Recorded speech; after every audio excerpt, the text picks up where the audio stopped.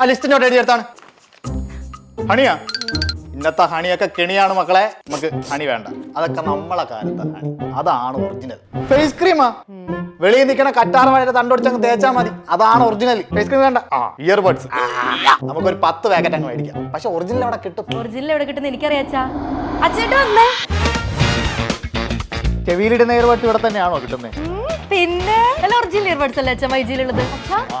laptop, tab, watch, fridge ഉണ്ട്,